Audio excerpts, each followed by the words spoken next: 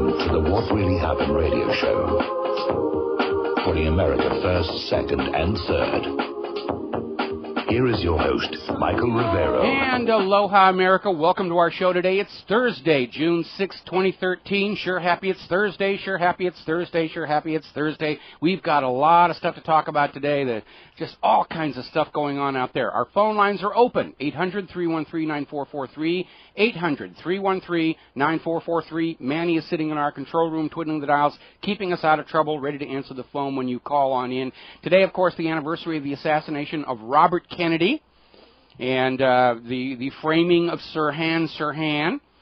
And one of the items we have up on the front page of whatreallyhappened.com is this tape of the interrogation of one of the witnesses who saw Sirhan with the woman in the polka dot dress, and the LAPD interrogator just trying to scare this woman into changing her testimony. There was no girl in the polka dot dress. There was no girl. And, of course, she was reported by a lot of the witnesses there.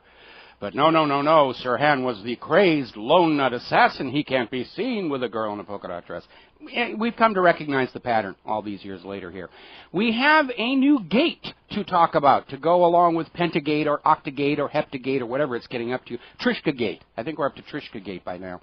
And this, of course, is NSA Gate. And the revelation through the British press, interestingly enough, of a massive ongoing spy operation against every single American citizen. And it turns out the National Security Agency has been data mining the phone records of every single American. And this is not to be confused with going to court and getting a warrant and going out and listening to a phone call of somebody for whom you have probable cause to suspect of wrongdoing. This was just a wide, huge net, and the initial report was they had actually found the documents regarding a 3-month time period where the government ordered Verizon to turn over all of this phone data to the NSA. And the government is trying to recover. Obama's out there saying it's necessary. For security, we got to prevent attacks. But rest assured, we're not listening to the actual phone calls. We're just keeping a track of who was calling who and where they were on their cellular phone at the time of the call. And if you believe the government's assurances that the actual content of the calls themselves was not being saved, along with the rest of the data, I have some of Saddam's nuclear weapons to sell you. Now, reports have surfaced that this 3-month period was only the latest in a series of ongoing requests going back to 2006. So this is not a scandal that tarnishes just the Obama administration or just the Democrats. It started under the administration of George W. Bush. This means it's a scandal of the government as a whole. Something I'd like to read you from the Constitution of the United States of America, especially for you government agents who are monitoring this show on behalf of them. The right of the people to be secure in their persons, houses, papers, and effects against unreasonable searches and seizures shall not be violated, and no warrant shall issue but upon probable cause, supported by oath or affirmation, and particularly describing the place to be searched and the persons or things to be seized. The Fourth Amendment to the Constitution. Now, back in the 1970s, the government was rocked by the exposure of the FBI's COINTELPRO scandal, in which the FBI, along with a lot of other activities, was spying on Americans who were committing no actual crimes. Now, the American people back there in the 1970s questioned the very legitimacy of a government that would do such things against its own citizens. This current scandal, NSA Gate, goes way beyond the spying of COINTELPRO. Every American is being spied on. More when we come back. America, welcome back to the show. And one of our listeners just emailed in a suggestion. I'm totally confused with all the gates. How about collectively calling them Floodgate? That's it. That's where it's Floodgate. It's all over the place. It's just the levees are breached, and this is just all over the place here. So we're talking about NSA Gate. The story is was broken in the British press, not the American press, how the National Security Agency had gone to Verizon and requested 3 months of phone call data for every single American using Verizon. And it has now come out, this was a repeat. This has been every 3 months they get the same request going back to 2006. So this is not just a scandal about Obama. It includes George Bush, which means it's the government as a whole. Completely unconstitutional.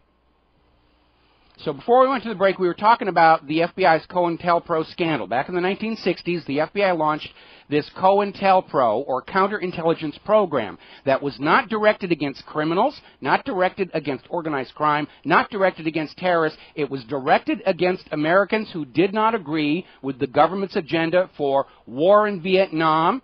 The civil rights movement, the early feminists were targeted, Native American activists were being targeted. And when the scandal broke in the 1970s, a lot of Americans were asking if the federal government was in fact still legitimate. And Congress was forced to act and hold hearings and promise the American people that this would not happen again. And of course, it's obviously now happened again. This current scandal goes way beyond COINTELPRO. COINTELPRO spied on thousands of law-abiding American citizens. This scandal spied on every single American with a telephone. Every phone call is being tracked. Calls to your friends, calls to your families, calls to the dial-a-porn line. Wrong numbers that just happen to ring the phone of someone the government doesn't like. Your location, all the time, everywhere you go. Are you angry yet?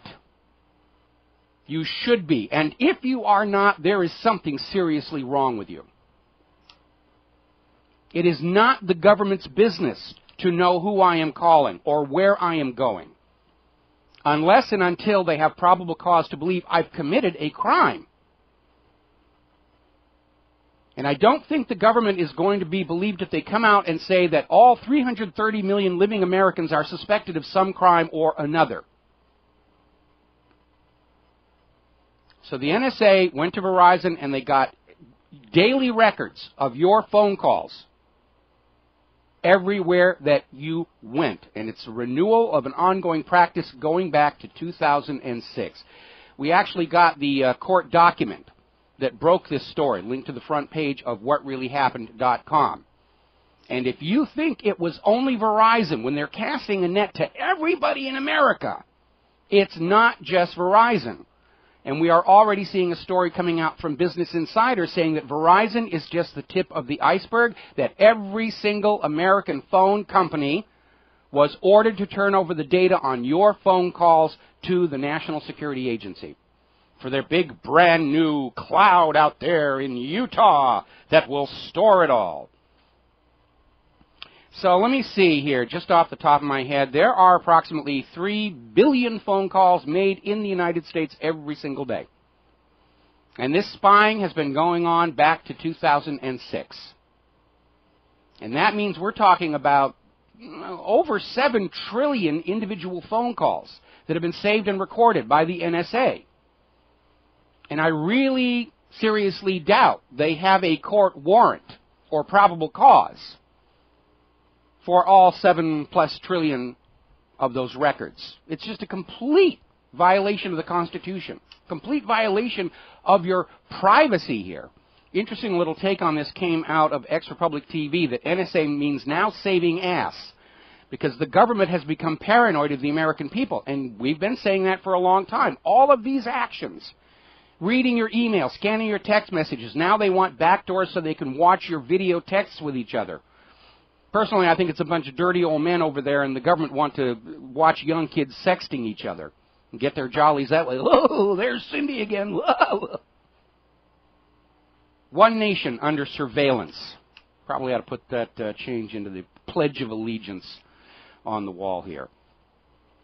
So basically over at the Electronic Frontier Foundation, they're basically saying this is a confirmation of what they had long suspected, that this has been going on since 2006. Every time you pick up your phone, or every time on your cell phone that you move from cell tower to cell tower, that a record is made for the U.S. government to keep track of you.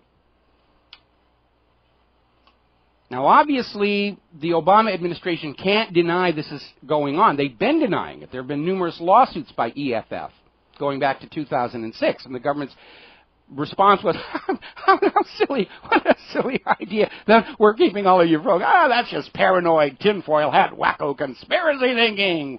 Well, the conspiracy theorists were right again here.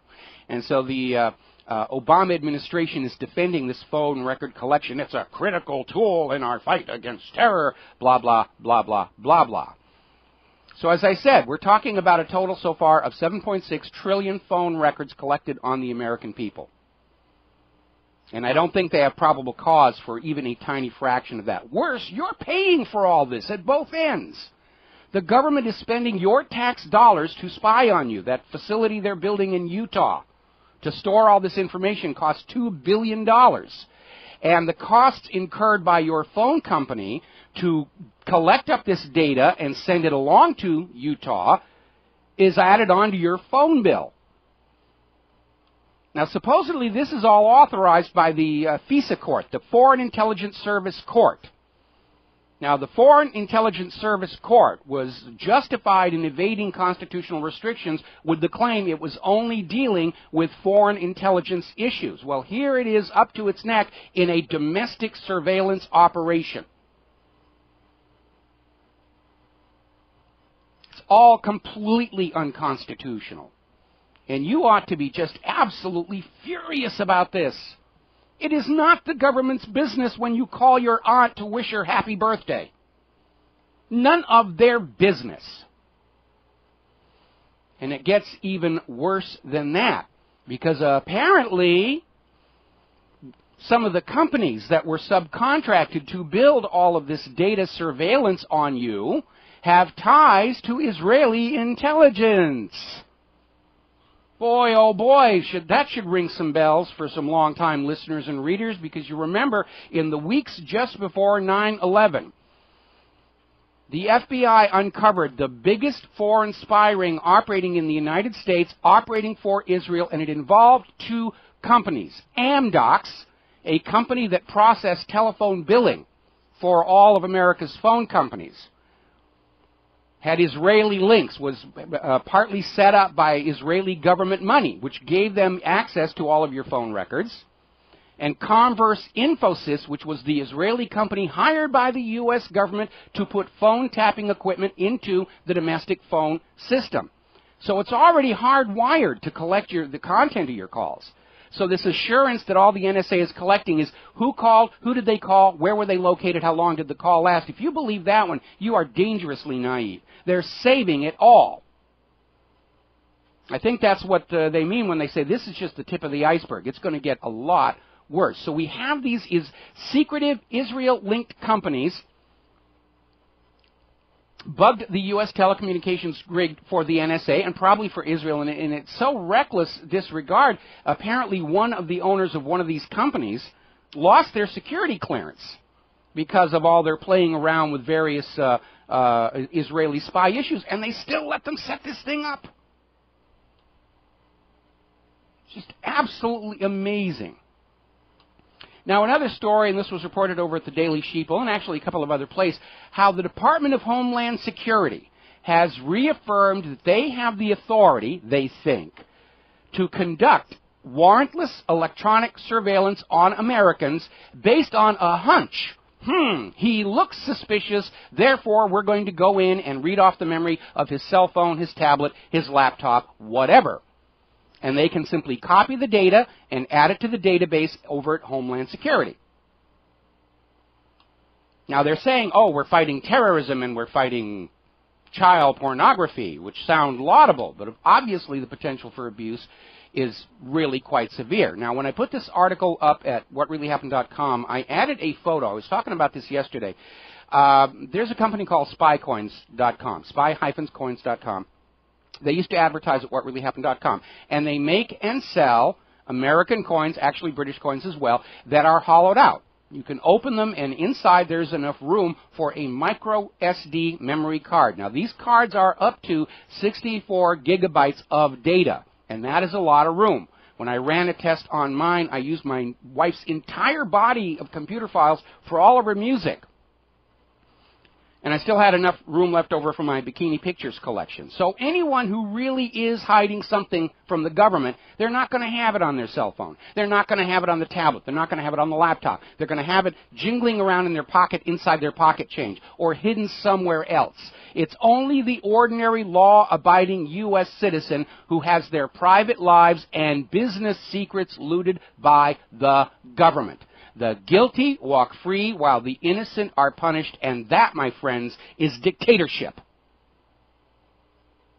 If you've never been angry before about what this government is doing, you ought to be. And when we come back from this commercial break, I'll give you a very good reason you should be absolutely incensed about all of this. Well, Dianne Feinstein is out there now saying that all of this surveillance of your phone communications, it's called protecting America. America needs to be protected from the American people? That sounds kind of a little weird. We're kind of in Twilight Zone territory here. Actually, it's about protecting the power structure. It's about protecting the money junkies. They understand. They have just looted America, strip-mined America, taken away our freedoms, killed our children in these pointless wars of conquest, and the American people are getting angry. And the U.S. government's looking at what happened in Egypt, what is happening in Turkey, and they know it's a very real possibility it could happen here. After all, 230-some-odd years ago, we kicked out the last bunch of tax-happy autocrats. And that's what it's about, keeping an eye on you so you won't say anything that you shouldn't be saying. Be afraid. We're reading all your emails. We're listening to your phone calls. Feinstein is out there. They're really pushing this thing. Don't worry. The content of your calls was not being saved. Are you going to take them at their word now? For the last 5 years, they've been saying they weren't recording all of they weren't monitoring all your phone calls. Now we find out they are. And they're going to say, yeah, you caught us. We're saving all the data on your phone calls, but you can trust us. We're not actually recording the content. We already know they have voice recognition systems listening to phone conversations, trying to find certain buzzwords. And if the buzzwords are detected electronically, the call is recorded. So it's just a little tiny step to simply recording everything, to go back and find something on somebody that you can bludgeon them with. Yes, back in 2009, you used a bad word against this government official who was trying to call and help you. So forth and so on.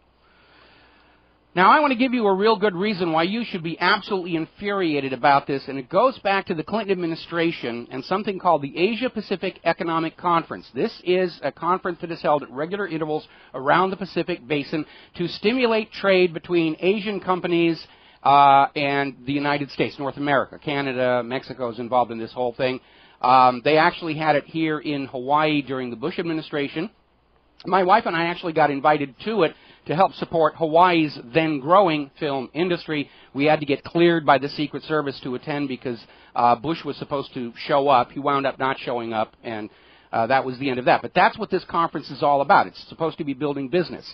When APEC was held in Seattle during the Clinton years, was a huge scandal erupted because the U.S. intelligence agencies got caught spying on conference attendees, trying to loot information from them that would be of value to American businesses and political cronies. The scandal included providing underage children for sexual purposes to some of these conference attendees so they could be blackmailed.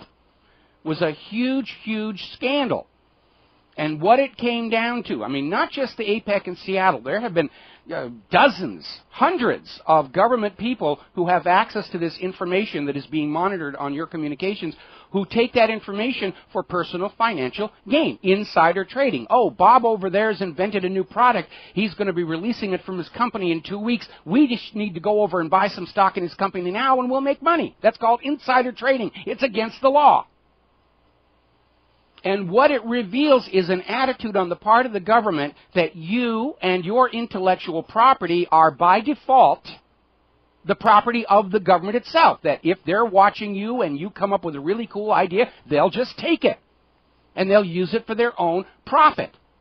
This government does not see you as a citizen deserving of rights, deserving of respect. They are treating you like livestock. They tell you what you will eat. They tell you what you will not eat. They'll tell you what medications you must take, what medications you're not allowed to have, what things you must buy, whether you need them or not. And if you come up with an original idea that might be useful or profitable, they're just going to take it. And sit back and say, prove we stole it from you. How can we do that? There's no paper trail, no warrant, no due process. They're pillaging the intellectual creativity of the American people and putting the proceeds in their own pocket. And that's why this massive NSA spying on all Americans should absolutely enrage you. I'm not willing to accept the government's assurances they're not recording the content of the phone calls. Are you? And if you are, I have some of Saddam's weapons of mass destruction to sell you. So this is the latest gate in Floodgate. All right, we're going to come back to some of these scandals a little bit later on, but I want to get over to the situation over in Turkey. It is deteriorating rapidly. And because it is deteriorating rapidly, I'm expecting either the U.S. or Israel to make a dramatic move into Syria, possibly as early as this weekend. Now, Prime Minister Erdogan is taking the attitude of, I don't care what the people want, and he has ordered the demolition of that park to proceed to make way for a shopping mall being developed by his son-in-law. And his associates just saying Erdogan is taking this protest very personally and it's making him angry and upset. How dare the Turkish people defy him? Well, in a mature republic or a democracy, the leaders are not supposed to defy the people. And I think that's really what's coming on down here. More about Turkey when we come back from these words from our sponsors.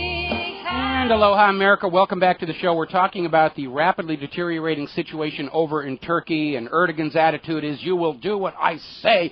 The guy's a nutcase. I mean, he's supporting this war against Syria. 2/3 of the Turkish people are absolutely opposed to getting involved. And this guy just loves to tinker just because he's the prime minister can do it. In fact, right now, the airline stewardesses are on strike in support of the protests. And one of their issues is apparently there is a law in Turkey that only airline stewardesses are allowed to wear bright red lipstick. I mean, this is right out of Chevy Chase's movie Deal of the Century, where the character playing the South American dictator says, we're going to have to raise taxes to buy weapons, and it's all the fault of those women who wear slacks in the workplace. Just, wow, what a bizarre world we are in here. And of course, this protest is spreading further and further, and the more violent the police reprisal comes, the more people are coming in support of the protesters, just as happened over there in Egypt. And even those Turkish people who thought things were okay and they didn't want to pay attention to all the obvious signs, their eyes are now opened. And we're seeing more and more pundits saying Erdogan's on his way out. We were hearing it from the Russian media, and now the European media is starting to say it's going to happen. Because this protest has united the Turkish people across the entire social spectrum, all ages, all groups, all factions. They're all uniting in this one common cause: this government must go. And it's shaping up to be a new Romania. And by the way, a little historical information from Romania. When the Romanian people rebelled against Ceausescu and machine-gunned him to death on Romanian television, one of their big gripes was the total surveillance state. TV cameras on every street corner, watching what the Romanians were doing, listening to their phone calls, reading their mail. Does that sound familiar? It ought to. So, anyway, despite the attempts to shut down Facebook and arrest Twitter users, more images of the violence are coming out to the independent media. Apparently one website in Turkey called Roar Mag got a lot of pictures out before it was taken down. And when they take down one website or one Facebook or one Twitter account, 10 more appear to take its place. The police over there are tear-gassing everything that moves, including people's pet dogs. Seeing eye dogs are being tear-gassed. They're just spraying the stuff in every direction they can. And that just undermines any claim of legitimacy or maintaining order and peace in the streets of Turkey right now. Apparently the police are now starting to attack the union strikers in Ankara. So now all the unions in Turkey are getting ready to say, yeah, we're on the side of the protesters on this one. And behind it all is the Turkish army. Now, right now, Erdogan has a bunch of them heading down to the border with Syria, possibly to get ready for a decisive event for the weekend, maybe just to come out of the way. Erdogan knows the rank-and-file army do not like him. And we were hearing yesterday where some analysts were saying there could be a military coup in Turkey to kick out Erdogan and reform the government. That's what happened over in Egypt. When Mubarak fell, the army briefly took over and then gave way to the new civilian government of Morsi.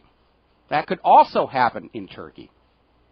Over in Greece, they're having marches in support of the Turkish protesters. This is going global. Turkish expatriates around the world are holding sympathy marches.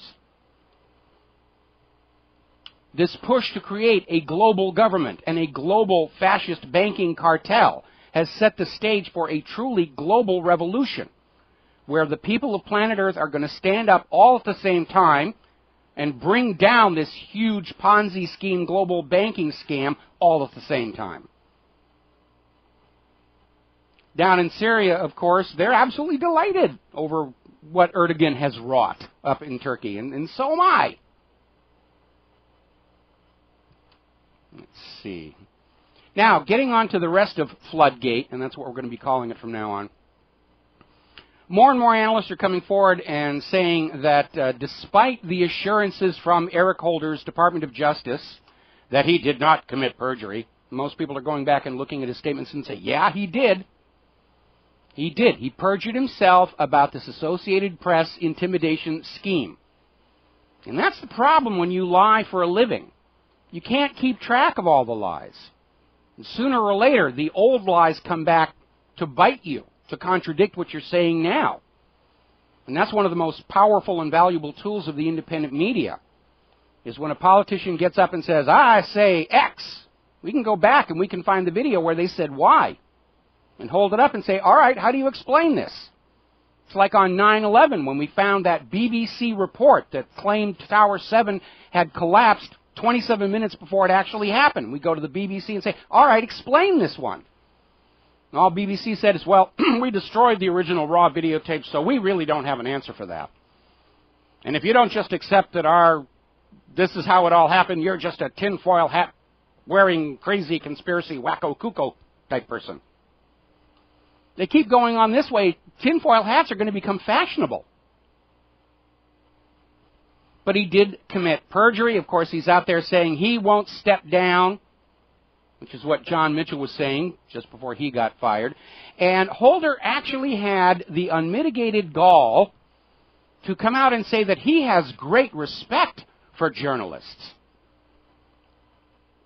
I'll bet he promised to respect them in the morning. Is it that kind of respect he's talking about? I promise I'll respect you in the morning. That's what it sounds like to me.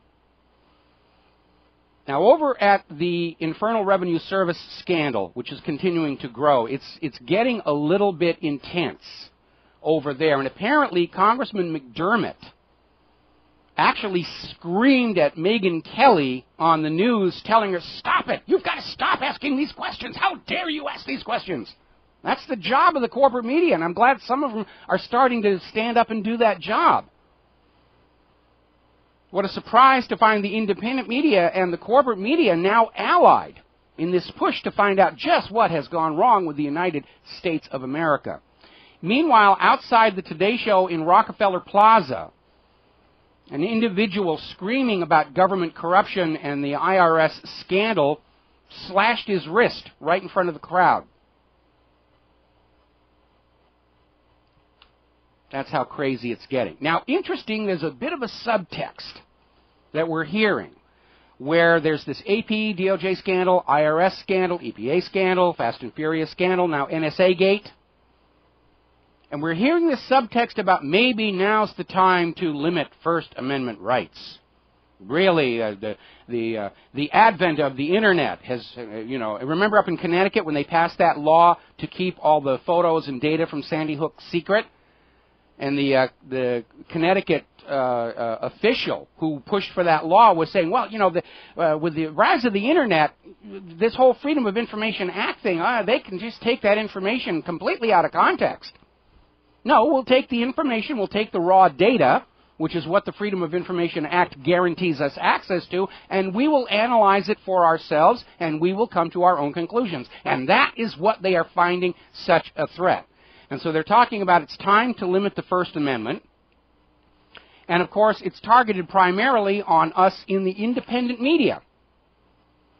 Lindsey Graham, who was a sponsor of the Journalism Shield Law a few years back, is now joining the bandwagon of saying, well, independent media, they're not real journalists, and they don't deserve to be legally shielded. Really, and what he's basically saying is they can still control the corporate media. They can't control us. That's why we're calling ourselves the independent media. And so Lindsey Graham is out there saying that blogs and independent media don't deserve free speech rights. Well, going on back to that First Amendment, it's not qualified. It's not licensed. It applies to everybody or it applies to nobody. And I have a message to Mr. Graham and his ilk. It's called the Bill of Rights. It's not a bill of suggestions. You cannot take them back. Government doesn't give us our rights. The Bill of Rights recognizes rights we already have and reserves to us, via the Ninth Amendment, reserves to us rights that may not be enumerated. And the 10th Amendment says the government may not assume any authorities not specifically enumerated. The bias is clearly for the people and against the government. That's why they're trying to get rid of the Constitution. So, hearing more and more calls for Obama's impeachment to save America. I'd like to see it happen. I'd get out the popcorn and the mineral water and have some fun with that, but it wouldn't save America. This current NSA scandal goes back to the Bush administration. It's not just one president or one administration. It is a systemic attitude problem of the entire government. That you are not a citizen. You are their property. You are their livestock. You are the herd that they can monitor and peek at whenever they want. If you're going to have an impeachment, it's time to impeach the entire government. And like I said before, you ought to be just furious about all of this spying. I mean, how many of you, don't raise your hands, you don't need to do this. How many of you, when you're perhaps traveling on business, you're away from your significant other, and you'll send little sexy messages back and forth to each other, you know, or pictures from your home to the hotel room to keep each other company remotely. Do you want some dirty old man at the NSA looking at those pictures or reading those text messages? Or dirty old men over at the FBI? And remember, it came out recently that some of these so-called child porn sites that they're using to try and trap people with are actually run by the FBI. They're a bunch of perverts over there and have been ever since Hoover was in charge. So I'm not supporting any particular calls to impeach Barack Obama because Barack Obama by himself is not the problem. He is a continuation of an ongoing trend in the federal government as a whole to break free of the Constitution, to reduce the American people from being citizens with acknowledged rights to being serfs, to being slaves, to being property, to being livestock. I don't want to be livestock. I don't want to live on my knees. Mostly because at my age it's a little hard getting up from them. Now, as you're probably aware, Obama has made some major changes to his cabinet. Susan Rice is now National Security Advisor.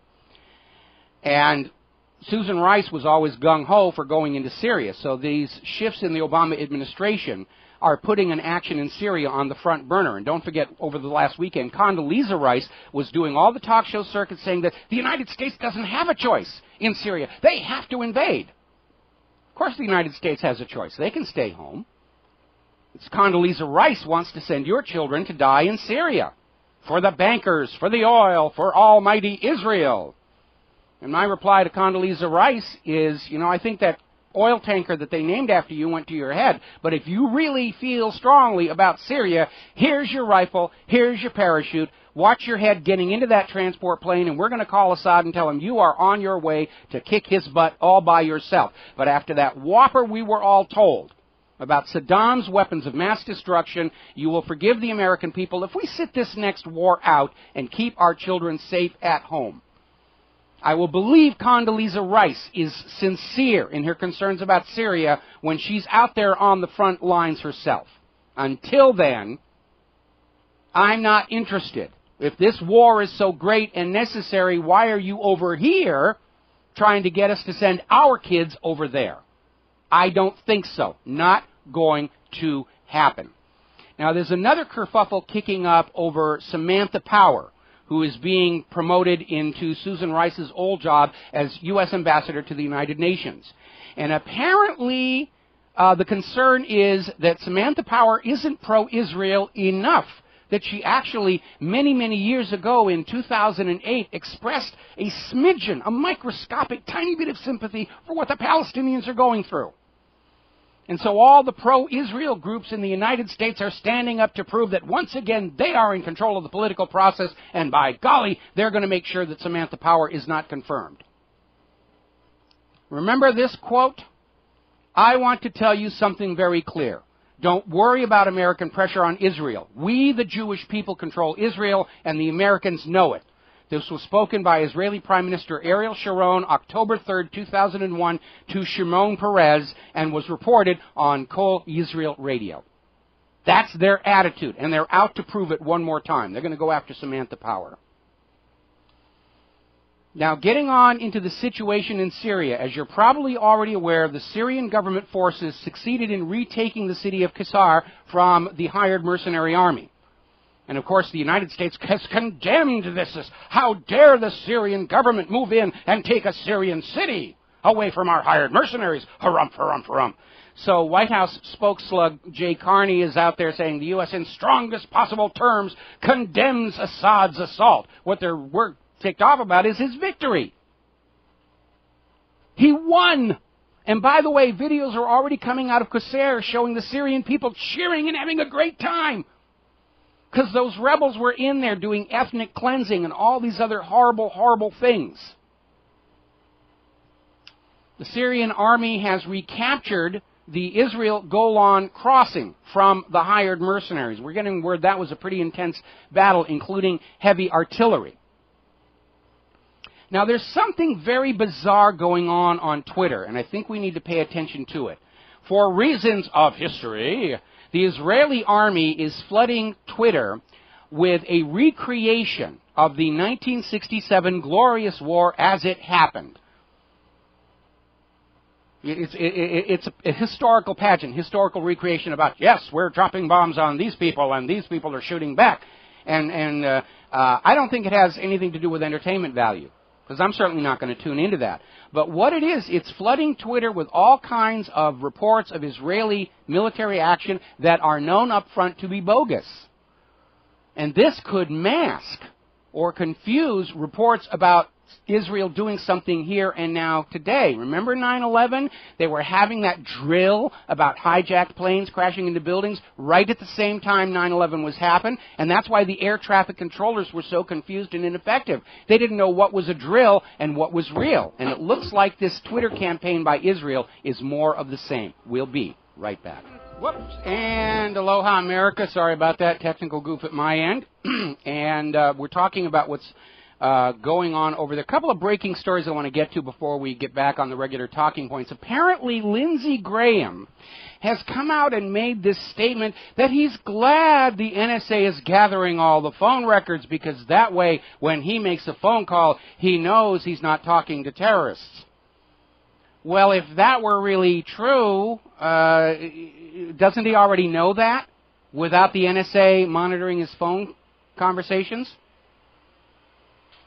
Feinstein's out there saying, yes, we've got to protect America from all those evil blah, blah, blah, blah, blah, blah. So I'll tell you what, I got an idea. How about if we get every Muslim in America to call Lindsey Graham on their phone and Dianne Feinstein, and we'll give that NSA database something to really light the red alarms up with. Everybody out there, start dialing numbers completely at random. Junk up the system. That's the real scary thing. If we accept the government's assurances they're not actually listening to the phone calls, then we have to ask the question, what happens if you dial a wrong number and just by accident you hit somebody that is on a government watch list, which is really a large crowd at this particular point in our history? Or what if somebody who's on a government watch list accidentally dials your number? The system is not reliable unless they're actually recording the phone calls themselves. Now, getting back to Syria, as you probably recall, last week, Turkish forces raided a safe house used by the hired mercenaries operating in Syria, and among other things, they found sarin gas, biological weapons, in the hands of the hired mercenaries. And the American media and government's reaction was, it's no big deal. It's tinfoil hat conspiracy stuff. Meanwhile, they're still out there trying to push the claim that it is Assad's forces who are using chemical weapons on the Syrian people.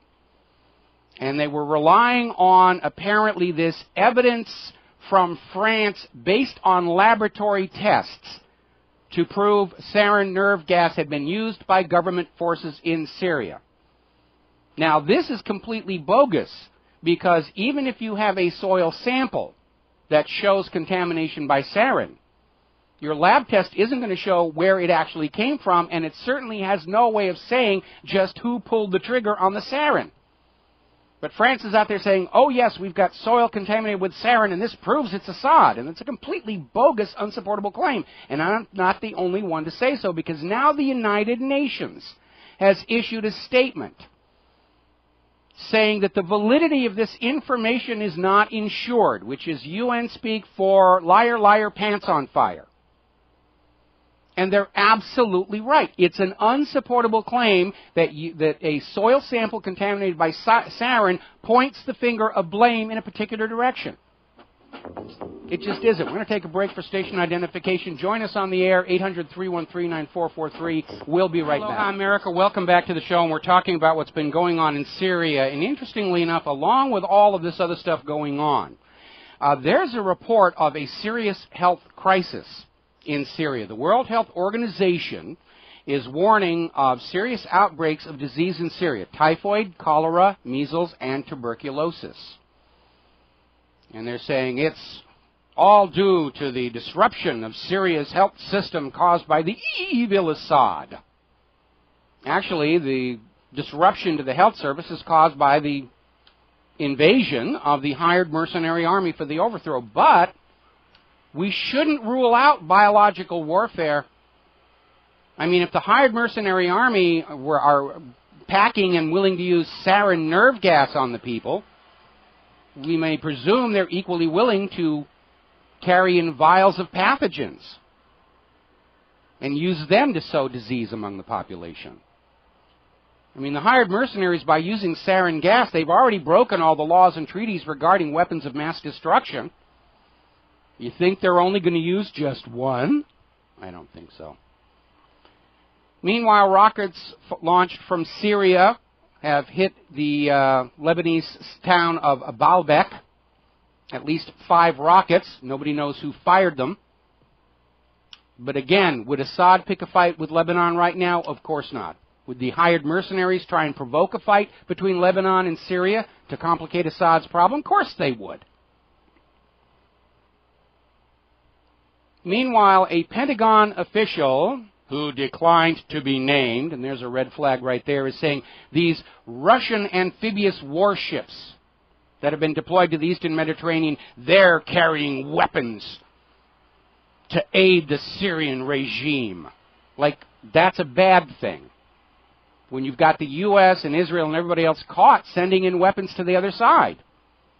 The U.S. attitude is, you're not supposed to give weapons to the people we hate. And we're getting closer and closer to a conflict between the U.S. and Russia, which Israel would love.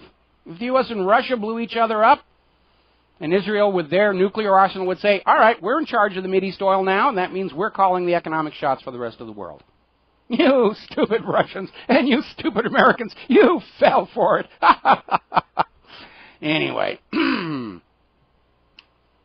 so the Russians may be supplying weapons to Assad, and I wouldn't blame them if they did, and Putin certainly warned the United States through both Hillary Clinton and John Kerry that if the U.S. were to go into Syria and or Iran, Russia's strategy is to turn them into the new Vietnam and simply grind the United States down to ruin in a war of attrition. And Russia can do it because the United States is very weak right now. They're militarily exhausted, aside from the nuclear arsenal. We've lost most of our manufacturing. We don't have the manpower and we don't have the money to win a prolonged ground combat anywhere. Meanwhile, a very bizarre story, this was over at thestate.com, where the United States is sending an additional 125 troops from Puerto Rico to Guantanamo to be more guards at the U.S. prison down there, which Obama keeps saying, well, we ought to shut it down, it's bad for tourists. And they're building up the guard force. And what I think this may mean is, if the U.S. is going to go into Syria, or Israel's going to go into Syria and the U.S. will follow along like an obedient puppy, whoever they capture in Syria, like possibly Assad himself, is going to be sent to Guantanamo to make sure nobody gets to talk to them and hear their side of the story. That's what I think this bolstering of the Guantanamo prison is all about. We're going to take another break for commercials. Join us on the air, 800-313-9443, and we will be right. And aloha, America. Welcome back to the show here. Now, over in the Congress, that grand benevolent asylum for the aged and infirm, they are passing more sanctions against Iran, with the stated objective of shutting off Iran's oil sales and destroying its currency. And this gets back to what I've been saying about all these wars are banker wars. You will only sell your nation's resources for the U.S. dollar. You will not exist without private central banking. You will not have your own value-based currency. They're basically driving the world back to Bretton Woods, and they're openly admitting it. It's all about propping up the dollar. And half the countries on earth aren't even paying attention to those sanctions any longer. And that means that Iran's oil is unavailable to Western countries to deal with their energy crisis, but it's certainly flowing over to places like Russia and China and who knows where all else. The U.S. government is punishing you, the American automobile owner, in their rage and fury that Iran dares to run their economy by a different model. Now then, new developments on the drone front. Apparently, recently declassified documents are showing that the CIA drone strikes weren't always hitting their intended targets, that about a quarter of the time, the people who were being killed, and we're not talking about the bystanders, we're talking about the intended target, that as much as 25% of the time they hit the wrong person.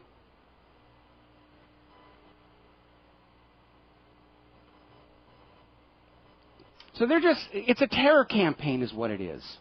They're not really getting terrorists. They're not really getting people who've actually done anything against the United States of America. They're just sending in the drones to terrorize the Pakistani and the Yemenite people, to put pressure on those governments to capitulate to U.S. government demands. And it is not working for the same reason the British people didn't knuckle under to the V1 and V2s. Now, interesting little story, and this is out of Daily Mail in Great Britain, and they're reporting on an NBC News interview with with an ex-drone operator, somebody who flew these drones and everything, and he's saying basically the military recruiters, when they recruit kids to pilot these drones and kill people all over the planet, they advertise the job as, you know, you're going to be living a real-life James Bond movie, and of course, in hindsight, looking back, no, it wasn't James Bond, and James Bond is a fantasy anyway. Real spies do not walk into foreign countries with all kinds of gadgets hidden on their person because it's a dead giveaway. You use what's there around you. what you can buy in the stores, stuff that's innocuous. And so this ex-drone operator has gone public saying that, yeah, he regrets. He killed 1,600 targets.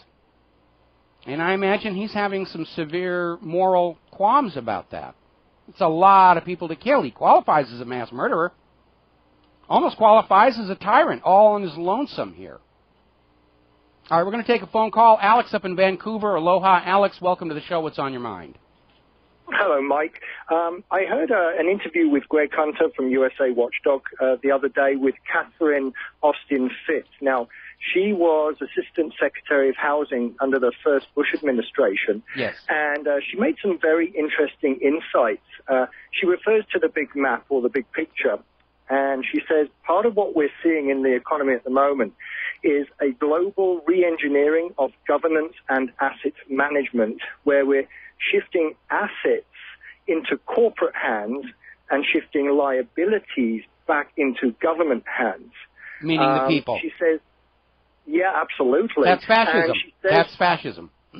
Absolutely. And she goes on to say that the quality of financial sovereignty in the developed world now is deteriorating to such an extent that we're depending much, much more on military power to affirm their authority rather than economic clout as in the past.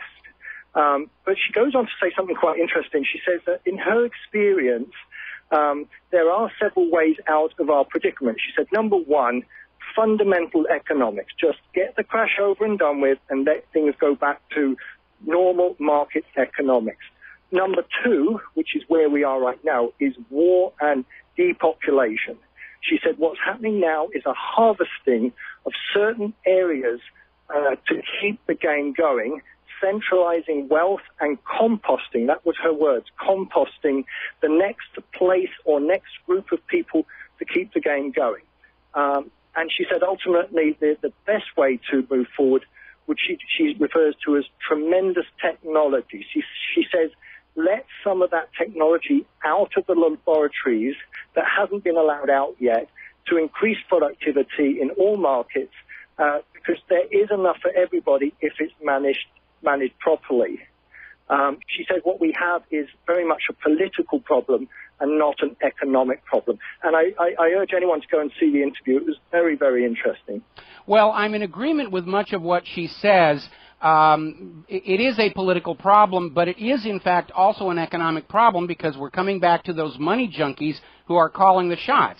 Now, I am in agreement that with the appropriate technologies, Earth is capable of sustaining not only our current human population, but a great deal more. If you look at how the human population is spread across the Earth, it's all focused in these tiny, tiny cities. And the reality is that were there the will to invest in new infrastructure, there'd be plenty of living room and decent living standards for everybody.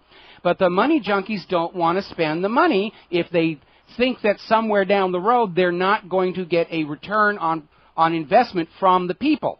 They're treating us like ranch animals. If you are a rancher and you have 500 head of cattle and you know you're only going to sell 400, the first thing you do is you go out and you shoot 100 head of cattle to save yourself some money. And that's really the mindset behind this depopulation agenda.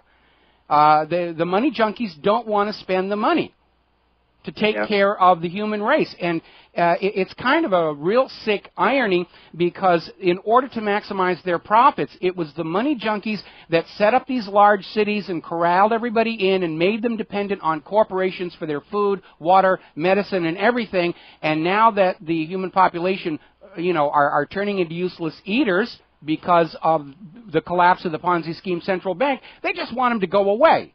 Go off and die somewhere and, leave us alone here with the fortunes that we've made off of this. So it is a political problem in that our political structure has gone over to the side of the financial interest, but it is an economic problem in that the wealth of the planet is not being used for the benefit of the whole planet. If the money is serving the money junkies are only looking out for the money junkies, and they just want everybody else to go away and leave them to play in peace. Yeah. She goes on to say that we've got to move away from a debt-based system, because if we move towards an equity-based system, then everybody is invested in the system.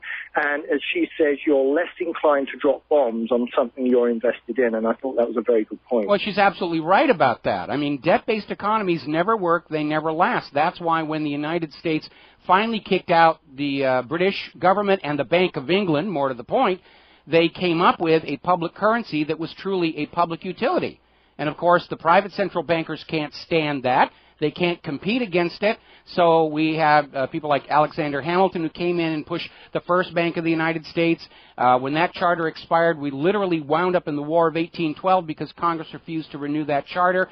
The financial calamity of the War of 1812, even though we won it, it forced the government to go back and charter the Second Bank of the United States. Andrew Jackson shut that one down. There was an immediate assassination attempt on his life. That's what it's really all about. If you go read that article, All Wars Are Bankers' Wars. All of these wars and assassinations are all about private central bankers keeping their little scam going across the globe. They hate the idea of a public currency as a public utility. They will do anything to stop it or destroy it. That's what happened in Libya. Libya, 3 years ago, Gaddafi was everybody's friend, reformed terrorist, recognized Israel's right to exist, was building all these wonderful infrastructure projects in Libya. The standard of living for the Libyan people was growing by leaps and bounds, and then all of a sudden, Gaddafi says we're going to have a state central bank and a value-based currency, the gold dinar. Boom. Go in, kill them, destroy the gold dinar, install a brand new private central bank issuing the public currency as a loan and interest. You're absolutely right. That debt-based currency is what is behind all of this destruction we're seeing across the globe. And we have very few world leaders with the courage to stand up and point the finger or blame where it really goes. Private central banks are the common enemy of all mankind. They have got to go. That's got to be our highest priority going into this crisis. This woman, she used to manage a $300 billion portfolio as Secretary of Housing under the first Bush administration. But she ends her interview with a very clear warning. She says, get radical and get snobbish with who you do business with in the banking world, because she feels you cannot trust any of the banks at the moment, and we all stand to lose everything that we've got. So that warning is quite loud and clear. But just on another note, Mike, I want to let you know that I went down to Vancouver Bullion this morning. I bought 2 silver maple leaves, and they are making their way over to you for the drive that you've got on at the moment for the silver. All right. Well, thank you very, very much for that support. And, I know the people at Republic Broadcasting are definitely going to appreciate every little tiny bit of help we get. We have to take a break for commercials. When we come back, though, I do have a couple of comments in response to what you said. We'll be right back. Thank you, Michael. And aloha, America. Welcome back to the show here. And we had a caller off air who called in to inform us right after Obama made these latest sanctions against Iran to dry up its oil sales to a trickle. India struck a deal with Iran to buy 1 million barrels of oil a day, and they're going to pay for it in gold. So the U.S. ability to go out and say, you will do business with these people and you will not do business with those, seems to be eroding. And that's a good thing. That's a good thing. When you have one nation that presumes to go out and say, you can't buy from these people, but you will buy from us, and don't you dare give your money to these people over here, that's what leads to wars. That's the banker's game here. Now, UNESCO has just awarded French President Hollande their annual peace prize for his decision to invade Mali and go to war against the Malians. And yes, we must give him the peace prize for declaring war here. Now, for those of you who weren't paying attention, France's invasion of Mali happened 1 week after Germany demanded the repatriation of their gold bullion held in the Bank of France. And the Bank of France hemmed and hawed and shuffled its feet and said, well, it's going to take us about 5 years to get your bullion back. And next week they invade Mali. which happens to be Africa's third largest gold producer and may soon be second because they just announced they have started some new mines that are going to double Mali's gold output. It doesn't get more obvious than that these wars are all about grabbing other people's wealth and playing games with it. Because we know those gold vaults at the Bank of England, the Bank of France, and the New York Federal Reserve are a little bit light on the gold bullion that belonged to other people, that was on deposit there. These other countries went to, for example, the New York Federal Reserve, and they said, we have X number of tons of gold, we want you to keep it safe for us, and the New York Federal Reserve says, sure, we'll charge you so many dollars per month to use our vaults. Then the New York Federal Reserve turned around and rehypothecated that gold, which is a fancy word for taking gold that belonged to other people and renting it or leasing it out the door to make good on gold futures contracts that were being oversold back then to keep the price of silver and gold down, to keep people in the stock market. And now they can't get that gold back. And that's why France invaded Mali 1 week after Germany's demand for repatriation of their gold bullion. That's what it's really all about. And UNESCO is giving Holland the Peace Prize to make it look like it's somehow moral and ethical and a cool thing that he did. It isn't. He's going in to loot Mali's gold for France. Prior to the invasion, Mali was selling most of their gold to China, because when they got China's currency for their gold, they could turn around, send that currency back to China, and get actual useful products for it. Now, Bulgaria has gone public regarding the recent bombing there that was blamed on Hezbollah. And they said, oh, yeah, we've got evidence, blah, blah, blah, blah, blah, blah. Now, Bulgaria's new government, because they've gone through a changeover there, is disavowing the allegation entirely, saying that there was no proof that Hezbollah was behind it. Gee, who's going to blow something up and blame Hezbollah for it? It's a Mossad operation here. Israel's out there screaming, you've got to block Hezbollah, you've got to hate our enemies, and the rest of it. Ireland is leading the opposition in the European Union to blacklisting Hezbollah. They're standing up and saying, we don't know that they're bad. They haven't done anything to us at all, and we're not going to blacklist them just on Israel's say-so, given that Israel isn't even part of the European Union anyway. So good for the Irish on that one. Now, over at Washington Post, we're seeing this story, Netanyahu cool to Arab peace initiative saying Israel rejects dictates. And what Netanyahu is doing is reframing the standard Israel approach to peace talks. You must do what we want first, then we'll talk about maybe doing something nice for you. Israel always comes into these things with preconditions. First and foremost, you must recognize Israel's right to exist. And that's a deal breaker. And anytime the Arabs come in and say, well, you've got to recognize the right of return for Palestinians, and Israel says, no, you're dictating to us now, and you can't do that. And we all know that on the day when Israel acknowledges Palestine's right to exist, Palestine will immediately reciprocate and say, we recognize your right to exist. There is a complication, though. Israel still refuses to formally draw their borders. They won't draw borders and say, this part is Israel and this part is somebody else. So for anybody to say, I recognize Israel's right to exist, they're opening themselves up for Israel to say, well, our borders go way beyond the back part there, and you're now standing on Israeli territory, which you recognize its right to exist, and you must get out. Israel is not negotiating in a way that would lead to some kind of an agreement or settlement. They never have. They never will. We're going to take a break for commercials. We'll be right back. And aloha, America. Welcome back to the show here. And over at the BBC, kind of an interesting article. Israel wins world's unpopularity contest. And this was a BBC survey that showed Israel is one of the world's most unpopular countries. And it was in a clustering of 4. Iran, Pakistan, North Korea, and Israel. And what is significant, of course, is that Iran, Pakistan, and North Korea are the butt of massive propaganda campaigns to demonize them.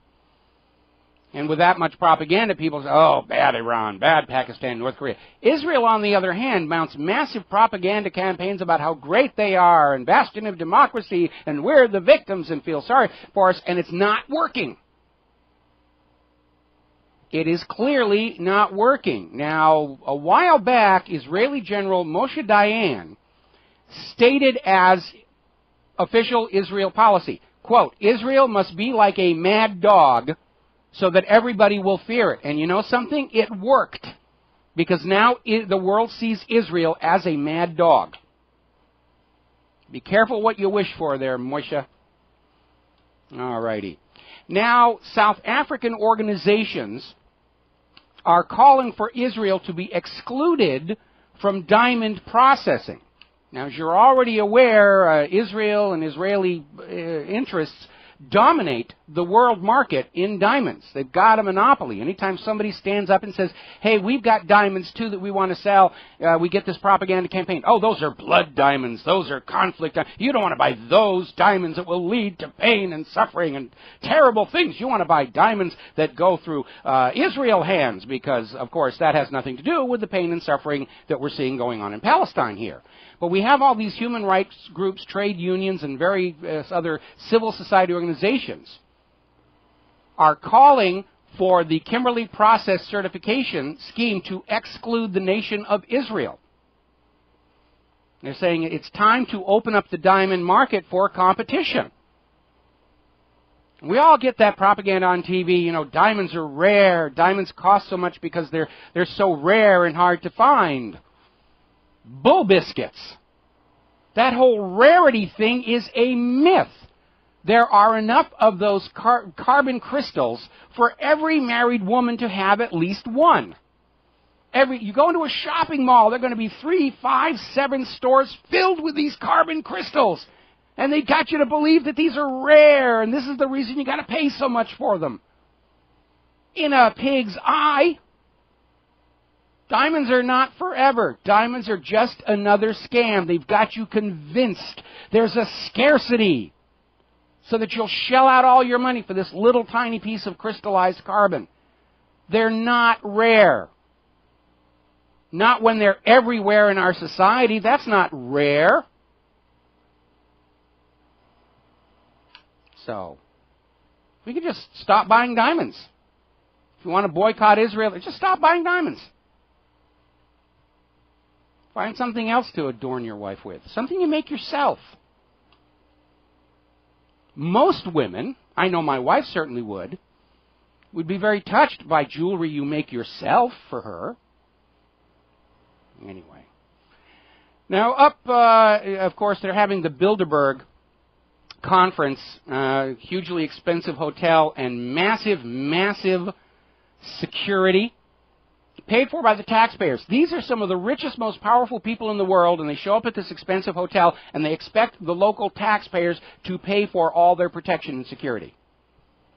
Again, that's money junking theater. We have to be protected from the masses, but we're going to make the masses pay for the protection. They're calling it a ring of steel being drawn around the Bilderberg conference. And remember, we found within the Bilderberg's own documents, posted this yesterday. Yes, they do set policy for the member governments.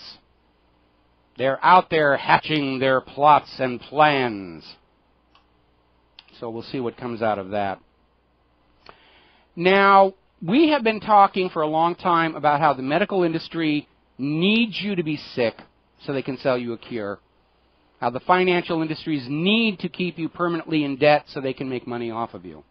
And now to add to that group of bankers and doctors, it's time to start dragging out all those lawyer jokes again, because Prenda Law has just set a new low. Now, you probably remember Prenda Law was what was called a patent troll company. They were going out and finding people that were downloading copyrighted porn from file servers, Pirate Bay, BitTorrent, and they would send them a notification saying, you have been caught downloading this copyrighted pornography. We represent the copyright holders, and you will either send us a bunch of money right now or we are going to sue. And they were raking in the dough left and right. And every time they got criticized, they said, well, we're here standing up for the rights of copyright holders here. We're protecting intellectual property. It turns out that Prenda's own people posted the porn to these file download sites, and they configured the postings in a way that would encourage high-speed download. They were out there setting these things out there, making it look like they were supposed to be free in the first place, and downloading them. And it gets even better than that, because information has surfaced that this Prenda Law group actually owned the porn company making the porn. I haven't seen any of it myself, but my understanding is it wasn't very good. If they had just tried to sell the porn through the adult stores, they probably wouldn't have made a lot of money with it, because there's a glut. We're in the post-scarcity reality of porn production. So what they did is they took this very badly done porn, they put it out on the BitTorrent sites, people downloaded it, and they went after them for litigation. Huge amounts of money. And they were making the porn themselves and putting it out there to be downloaded so they could go out and just sue people gratuitously. That's not law enforcement. That's not copyright protection. It's another scam. They created the problem that they could use to make money with. So start sending in those lawyer jokes, folks. It's time to go after those as well. Doctors, lawyers, and bankers. Boy, what a triple curse on our society those people are. We were talking yesterday about this new report from UCLA about the United States is not in a recovery economically. It's not even in normal growth. It is still hovering in recession, despite all the propaganda from the corporate media and the government notwithstanding. It isn't there. The new job creation is not keeping up with the population. The new jobs being created continue to have lower wages and salaries. We had that report yesterday where even though the productivity of the American worker has improved, their compensation continues to decline. Work harder, accept less. That's the new model in the fascist states of America here. Now you're going to love this one.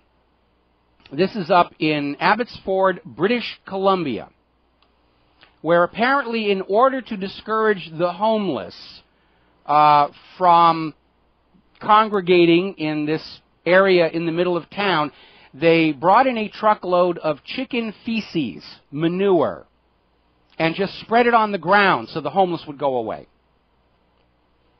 Boy, there's an attitude by the government that's fully on display there. And now the government's apologizing and saying, yeah, maybe it was kind of tacky. Yeah, it was tacky.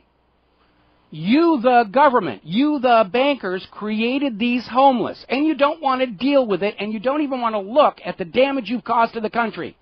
You just want them to go someplace else so you can go on pretending the economy is doing wonderfully well, because it's working for you. The money junkies are getting richer.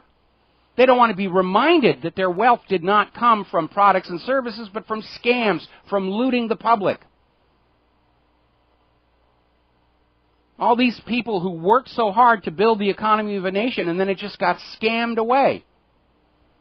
And now they don't want to look at you. They don't want to smell your sweat. It offends their cultured, genteel sensibilities, don't you know? And the phrase that came out of this Abbotsford scandal is that they were treating the homeless like they're nuisance animals. And this gets back to what I was saying in the first hour. The government does not see you as citizens with rights and worthy of respect. They're treating you like livestock, like animals, like a herd, like assets. And this idea of contaminating where the homeless are trying to live with chicken manure is a perfect example of that attitude. I don't want to see them. It upsets me. Just spread some chicken crap all over the ground. Make them go away someplace else so I don't have to look at them. We see that here on Oahu all the time. We have a huge homeless population. And they're always driving them away from any place where the tourists might see them. Just shove them up into the center of the island there where they can camp out in the jungle around that new NSA data center they just built up there. Interesting article coming out of the Daily Mail in Great Britain. Bankers admit they are still paid way too much, and they are still encouraged to rip off their customers. The majority of bankers surveyed in this report, and this was over in the Daily Mail, The majority of bankers surveyed admit their colleagues, some of their colleagues are still paid excessively, and that there are still financial incentives that encourage inappropriate, meaning illegal, behavior. They haven't changed anything. Why? Because when they got caught in all this fraud, nobody goes to jail. Nobody gets arrested. None of the Wall Street CEOs behind the mortgage-backed security fraud ever got arrested. None of the major players got to go to jail for LIBOR. They threw an underling under the bus on that one. And here you have the banking industry's own workers are saying things are just as bad as they ever were. It's just absurd what's going on out there. Now, interestingly enough, the International Monetary Fund, which is still, as of last report, being run by Christine Lagarde, is out there saying, yeah, we sort of made some mistakes in the handling of the Greek bailout, and austerity did actually make things worse, and we're sorry. Remember when Christine Lagarde was out there defending the bailout provisions and the austerity, saying that it didn't matter that much of Greece's debt came from this scam deal between Papandreou and Goldman Sachs. Debt is holy. Debt is sacrosanct. You don't question where the debt comes from. You just work and pay it off. And so now they're back off and saying, oh, yeah, we didn't realize what was going to go on with this austerity. That's a rather startling admission here, because we here at What Really Happened, meaning you, the readers, and you, the listeners to Republic Broadcasting, we all knew.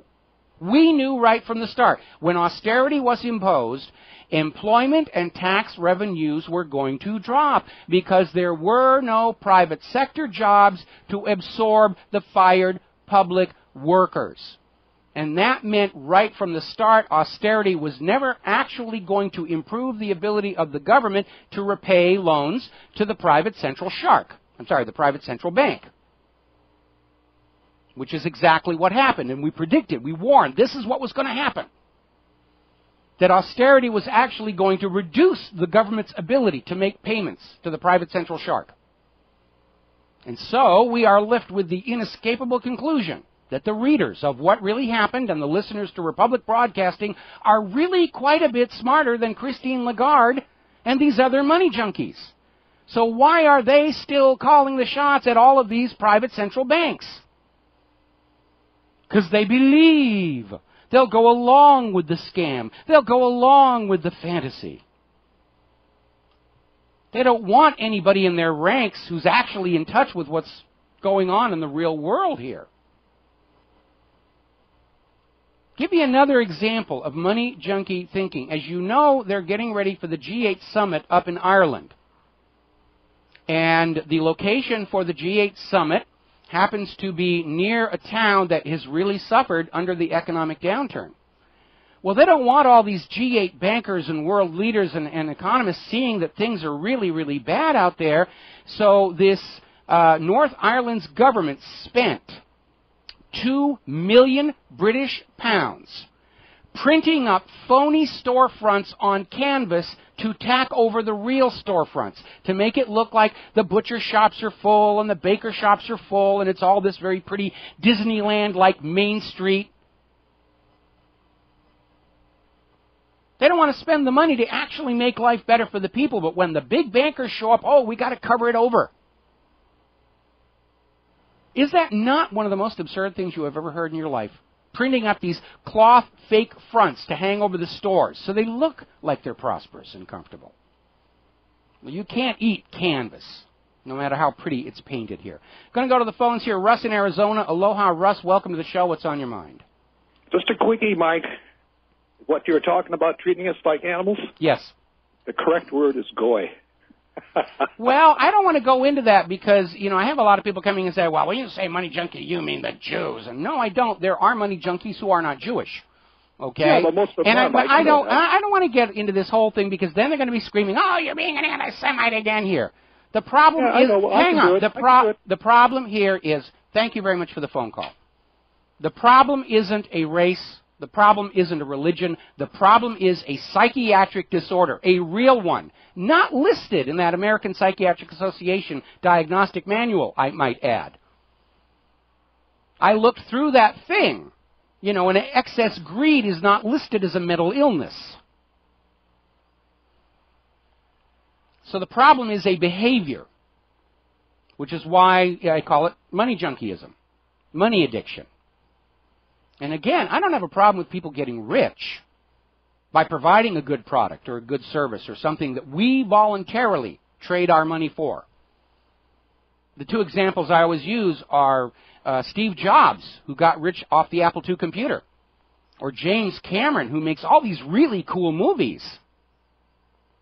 We don't resent or envy his wealth. By golly, that man earned it. He deserves every penny of it. And he does good things with his money and with all this undersea exploration. That's what capitalism is supposed to be. Not the scammers on Wall Street who game the system and bribe politicians so that the money just flows to them automatically, for which nothing of value is returned to society. Can't admire that, and that's not even capitalism. That's fascism. All right, back to the phones real quick. Tom in Texas, I'm probably going to have to take you through the commercial break. What's on your mind? I just wanted to tell you that you were on fire on your show on last Tuesday. Yes. About Monsanto. Yep. But not only Monsanto worries me, but the new nanotechnology. Can we go there? Well, I'll tell you what. I'll talk about it briefly when we come back from these commercials, and we will be right back. And aloha, America. Welcome back to the show. And responding to Tom's concern about nanotechnology. Nanotechnology is just a $5 word for, we're going to make things a little smaller than we did before. Been a lot of promises about nanotechnology, most of which have not materialized. The big breakthrough in nanotechnology is just 5 years away. I mean, they've been saying that for 30 years now. And no, it is nowhere near the problem that the GMO is, because nanotechnology is not interfering with your DNA. It's not causing mutations. And most importantly, it is not self-replicating yet. When it becomes self-replicating, when a nano whatever can go out and make another copy of itself, at which point it's going to be getting dangerously close to biochemistry anyway, then it's going to be a concern. But in the current state of the art, no, it isn't. Can it be abused and misused? Yeah, it can. But it's not the problem that Monsanto's GMO mistakes are, because the genetically modified organisms do reproduce and they do spread. And as that situation in Oregon shows, they can't control it. If you've made a little nanobot, you can keep it in a box and it doesn't go anywhere. You put those genes out in the wild, they go everywhere, and Monsanto's still taking the idea of, well, I don't know how it got over to Oregon. We quit playing with it back in 2004. Yeah. We're blameless. That's just nature. And as apparently we continue to see that the exposure of this GMO contamination of America's wheat fields is already driving down prices for America's wheat exports. Major body check to the economy. And obviously between Monsanto's test fields, where they were growing this wheat, and Oregon, there have to be additional contaminations, because pollen won't survive in the wild for longer than 3 years. As a rule of thumb, if you need to get rid of bad pollen on your farmland, you let it lie fallow for 3 years and the problem is gone. And it's been far longer than that since Monsanto stopped growing this particular modified wheat on their test plots, and this situation over in Oregon. So that means the GMO has been hopping from field to field to field. And everybody's running tests about it. It's much more dangerous. It goes everywhere when you make a mistake. And as I said before earlier in the week, I am very concerned about the potential impact if that epicite gene, the corn that was modified to produce antibodies to human sperm, if that gene gets out there into the general corn supply, you're looking at an extinction level event. And obviously nanotechnology doesn't have anything that has that potential for destruction here. Nanotechnology is fun, a lot of people playing with it, a lot of people getting research grants for it. It's delivered really few useful practical products at this point. A lot of technology demonstrators that are kind of cool to look at in electron microscopes here.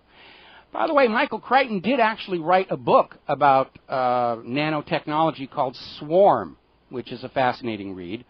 Not as well researched and thought out as some of his other books, but it's a lot of fun. I miss him already. We'll be back after station identification. Aloha, America. Welcome back to the show. The phone lines are open, 800-313-9443, 800-313-9443.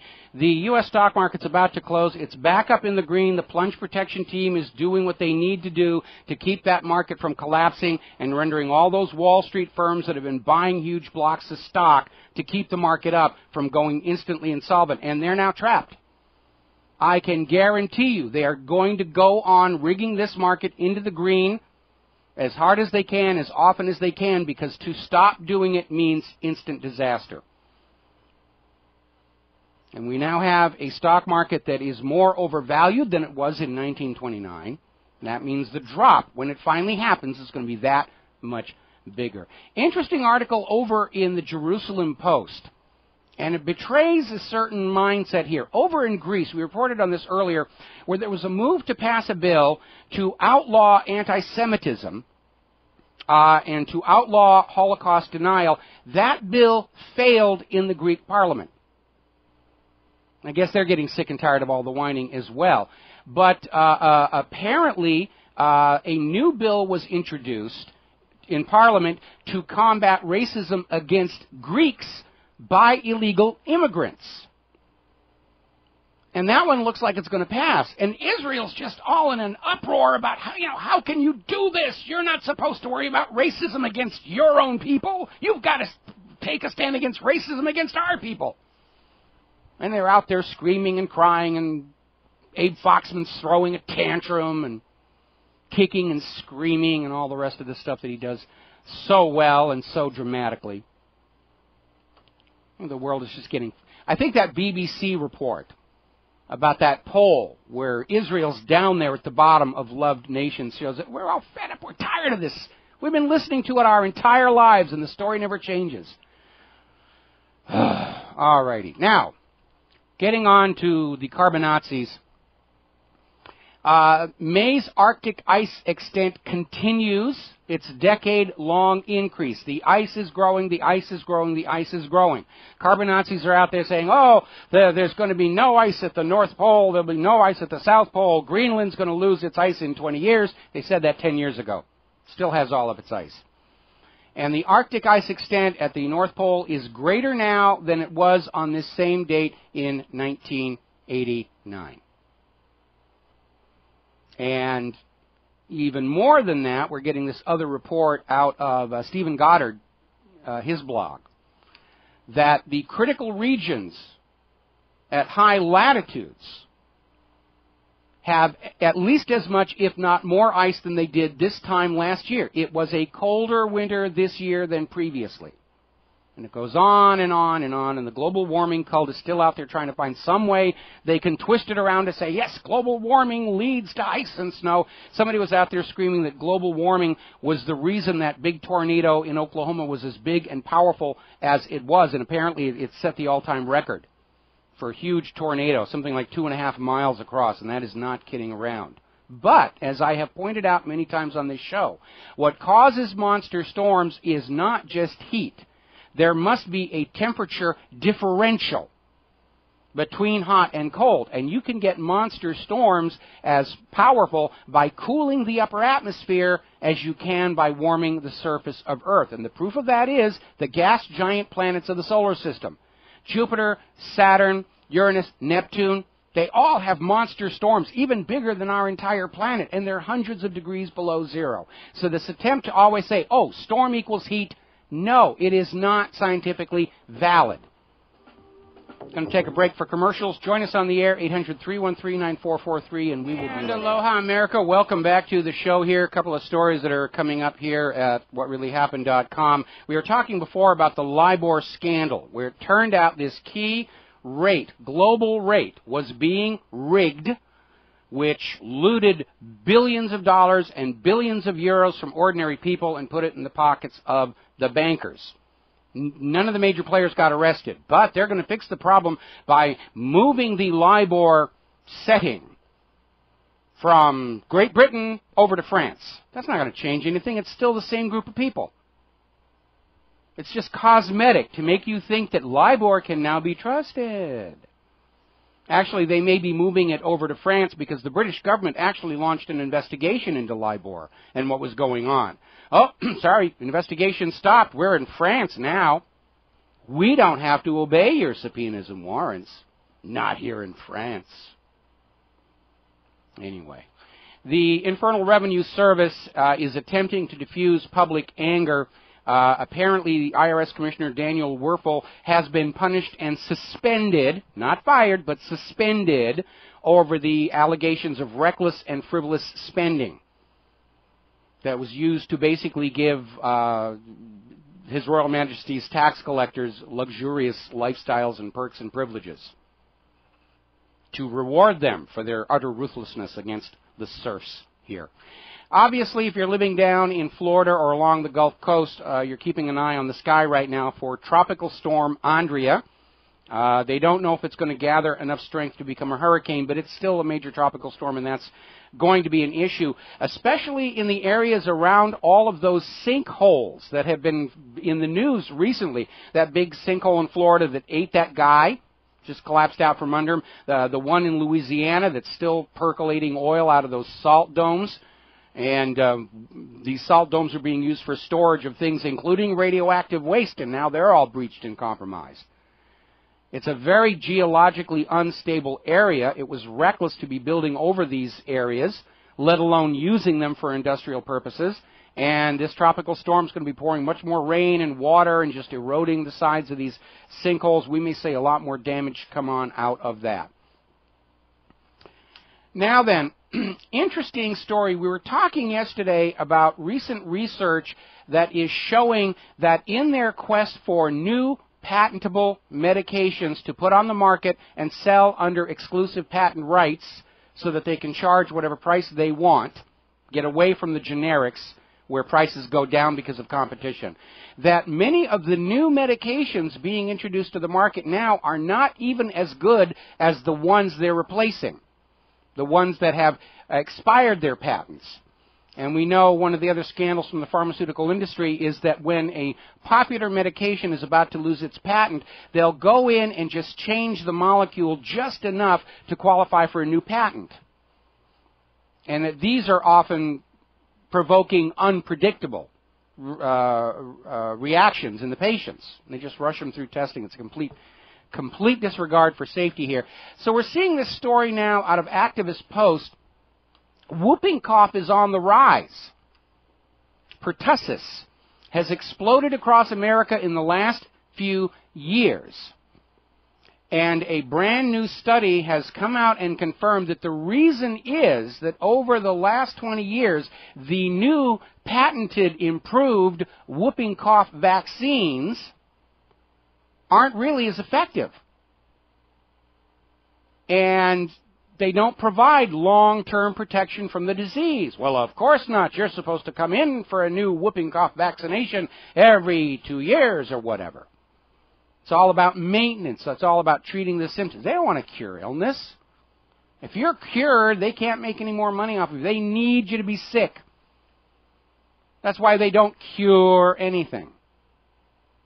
They don't prevent disease. Disease is a profit opportunity. They want to encourage it. Farm medicine gave you some side effects? Not a problem. We've got a brand new medication to treat the side effect. Oh, that one has a side effect. Well, we got another medication that'll treat that side effect. And you wind up with 10, 15 prescription medicines in your medicine chest. And you know what they cost. Also, the Susan G. Komen Foundation has gone on a legal campaign against other charities that use any variation of "for the cure" in their names. Apparently, the Susan G. Komen Foundation trademarked the expression "for the cure." And they're now spending their donations money not on finding a cure, but basically sending their lawyers out to any other charity that uses "for the cure" or variations thereof and shutting them down. And they're going after these little, tiny, small charities that don't have the resources to defeat them in court. And they've gone after, like Kites for a Cure, Par for the Cure, Surfing for the Cure, Cupcakes for a Cure. Doesn't sound like it's a very charitable organization to me. It's all trademark and branding and selling to the people, and nobody else is allowed to say that they're out there for a cure but us. So send us your money. Just amazing, just amazing, just amazing. Now, we've been talking about colony collapse disorder. And there's some evidence to suggest it's linked to GMO pollen. There's other evidence that says it's associated with some of the pesticides, including the pesticides that are designed into crops. The Bt toxin appears to negatively impact honeybees. And now there's a new villain on the list, because when beekeepers remove the honey from the hive to sell, if they take too much, they have to put something back in for the bees to live on. And I know this because when I was a kid in New Hampshire, we had a guy who lived in the village who suffered an accident with a shotgun. Some people suggested maybe he was trying to commit suicide. And he was the town's beekeeper, and because of the financial pressures of medical expenses, they oversold the honey. And he was in danger of losing his bees. So I broke open my piggy bank, and I went down to the town store, and I bought a 5-pound bag of sugar, cane sugar, plant sugar. And I took it over, and I gave it to him, and that kept the bees going through to the next spring. And at that point, he gave me my first beehive and a queen bee. And so I was a beekeeper for a very short interval of time until we discovered my younger brother was hideously allergic to bee stings. So I had to get rid of that hobby real quick. But the point is, you can keep bees alive on regular sugar. Well, apparently some beekeepers who oversell their honey have been starting to use high fructose corn syrup-based bee food. And it turns out it's not good for the bees. And the beehives that are being sustained on high fructose corn syrup are dying off as well. Got to stop messing with Mother Nature. You know, what a disappointment. And again, fructose is not the same as sugar. They're trying to sell you that idea, but it isn't. For one thing, in humans, it provokes an overproduction of insulin. Sucralose has now been found to do exactly the same thing. And if you are repeatedly subject to insulin overproduction, it leads to type 2 diabetes. But not to worry, we got a pill for that. Have our fructose and enjoy it and eat it. And when you get sick from it, we got a pill for that. That's the business model in America. Keep you poisoned, keep you toxified, keep you sick, make more money off of you. And then you die young and we don't have to spend money for your retirement here. Now, I talk a lot about reality television, most of which we know is not reality. There was a huge scandal a while back on Storage Wars about how the really cool things were being planted in those storage lockers, which makes sense. If people are into financial trouble, they're not going to simply miss the rent on their storage locker and leave all those valuable goodies behind. They're going to go down, empty out the locker, sell the stuff. It doesn't really make sense that you're going to find these expensive treasures in the storage lockers, and unfortunately, a lot of people bought into this thing. And they're out there buying storage lockers, and they're never finding the real treasures. And yes, buying storage lockers can be good if you run a second-hand store or a curio store and you want cheap product on the shelves. But finding these extremely expensive movie posters and records and all the rest, it was all a fake. It was all a fake. So now there's a guy that we need to be paying attention to by the name of Ken Tarr. And he showed up recently on this talk show claiming to be this gypsy husband and telling the audience he was allowed to cheat on his wife as long as he's honest about it, but gypsy women are not allowed to cheat, and the audience is booing him and everything. And he's a complete fake. And it turns out this guy has now infiltrated 8 reality shows under different identities, and they always put him up there because they want something scandalous and spectacular. And it's just a reminder, reality TV is not real. It's a geek out is what it is. You know, some of these shows are really terrible. Oh, like what's that one where they put people in a dark room and they drop things on them to see them shriek? And really, there's not exactly quality entertainment here. And now, you know, one of the reasons why I'm a big fan of BBC America, you know, for all that stuff that's going on here. Alrighty, we're coming up here on another break for our commercials, and when we come on back, the phone lines are open, 800-313-9443, 800-313-9443. I'm watching on the corporate media, and even they are having to deal with NSA gates, so we're probably going to recap that before the end of the show. We'll be right back. And aloha, America. Welcome back to the show. And, you know, I briefly thought about producing my own reality TV show. It was going to be called Blogger, but the pilot episode was just 30 minutes of me typing and swearing, and obviously that was not going to go anywhere. Now, over in Utah, there is a backlash from the Utah Highway Patrol Trooper Lisa Steed, who was fired over a false arrest for drunk driving. The person who was arrested passed all of the field sobriety tests, but was still arrested and hauled in. The passenger in the car, who was really genuinely drunk, was just abandoned on the side of the highway. Lisa Steed said, "He's not my problem." And the backlash from that resulted in this Steed getting fired. Now, all of a sudden, a lot of other people in Utah who were arrested and charged by this highway patrol officer are filing lawsuits to reclaim their innocence, to overturn their convictions. And apparently, so far, the prosecutor isn't contesting any of them. They're getting the paperwork and saying, yeah, you're right, she railroaded you into jail, and they cut him loose. Go away, don't tell anybody. It's just a reminder, the police in this country do not know the law. They're driven by ambition. They're driven by quotas. At least 10% of them are juiced up on SSRIs. And they're there to go out and they look for reasons to harass you and cause you trouble, because that makes it easy for them to arrest you and take you in. It's a lot easier than actually going out and finding a real criminal, who tend to hide from those uniforms and those fancy police cars. It's all about pillaging the public here. Now, we talked before about how modern genetic research has shown that the Ashkenazi group of Jews are not, in fact, the descendants of the biblical Hebrews, as they like to claim and pretend.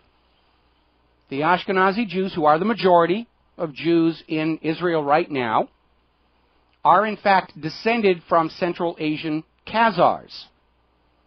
See, in about 800 A.D., Khazaria was in an awkward position. They had Christians to the north and Muslims to the south. They wanted to trade with both of them for the obvious financial opportunities that were going to happen. So the king of Khazaria declared Judaism their state religion and ordered everybody to convert, so that the Christians wouldn't come in and try and convert them, the Muslims wouldn't come in and try and convert them, and because Khazaria was neither Christian nor Muslim, they could do business with both countries, maximize that profit opportunity. And it worked for about 100 years. And at the end of the 100 years, Khazaria fell, and those descendants of the converted Khazars migrated north into what is now Russia, and westward into Europe. That's where the European Russian Jews came from.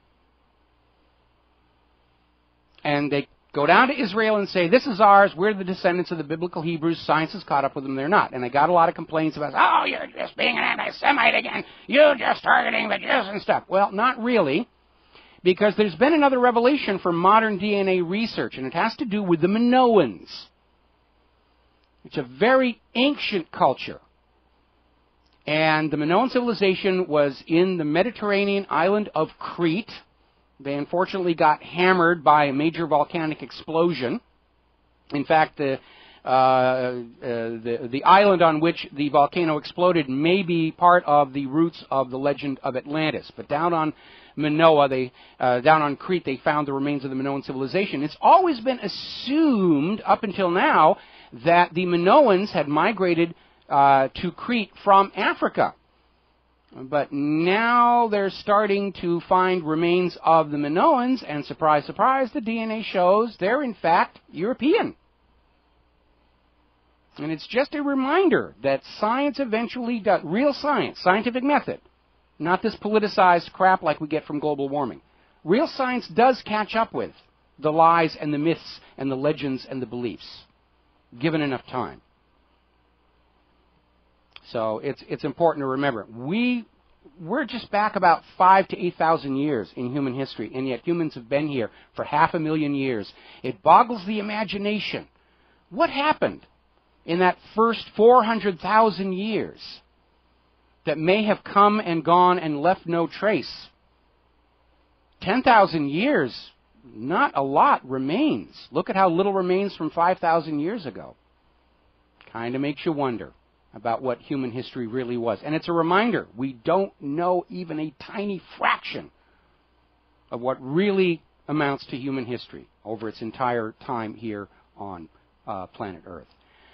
All righty, I'm going to get back now onto NSA Gate, the latest gate in what we're now calling the Floodgate.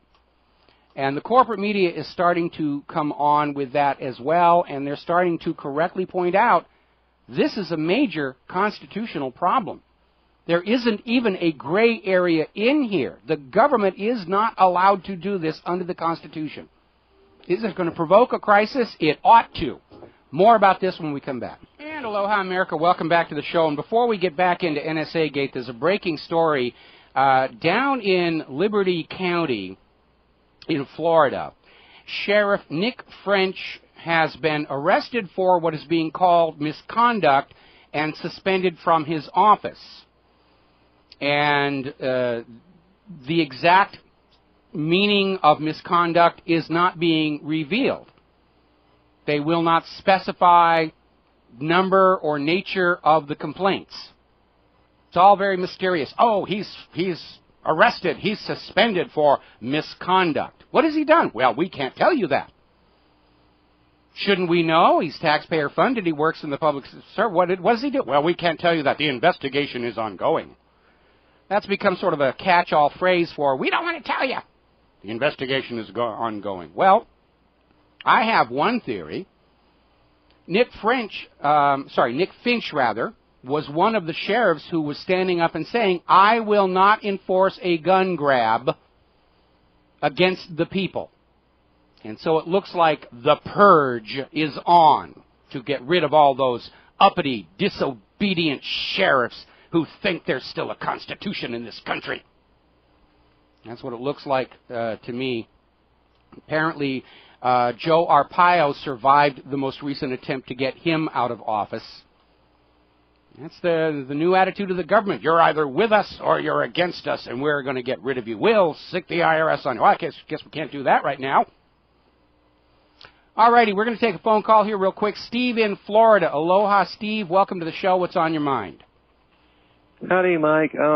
You touched on the Minoans and archaeology and so forth. I just happen to wonder what Wikipedia would say about the Ashkenazis.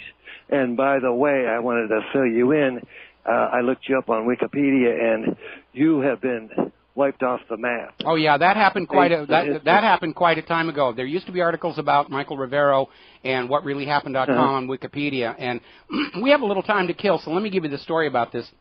There was an article about Michael Rivero that was originally pretty much straightforward, factual, had all the facts, and then somebody, of course, because in theory anybody can get in and edit the article, somebody got in there and said he's a known anti-Semite and Nazi lover and all the rest of that.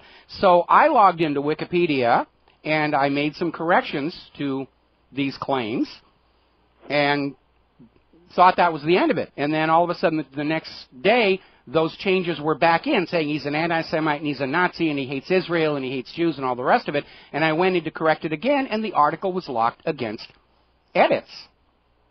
And so I complained to Wikipedia about this, and they came back, and I'm not kidding you. This was Wikipedia's official explanation of why I was not allowed to change what was being said about me on Wikipedia, that Michael Rivero is not a recognized authority on the subject of Michael Rivero. And when I went public with that on my blog, Wikipedia just deleted me and erased me, and I understand some of my fans have tried to put up new articles about me, and they're instantly deleted the instant they show up. So that's my story about Wikipedia. So you wanted to talk about archaeology?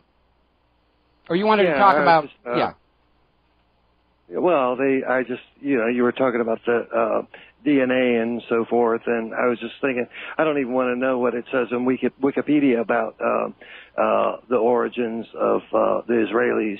Mm-hmm. But what I did notice is that I looked. I have an infatuation with the Etruscans. Yes. In Italy and Tuscany, and they don't really know where these people came from or anything like that. But there's all these YouTube videos, and guess who's claiming them as ancestors? Oh, tell us all. Tell us all. Enlighten us.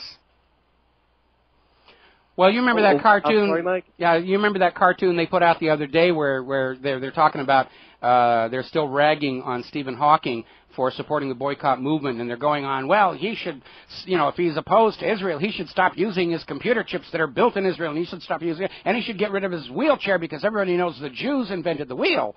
And, all the rest of that nonsense that's out there. But, yeah, I mean, Israel is always out there claiming to be descended from this or that people, whatever's going to serve their political interests.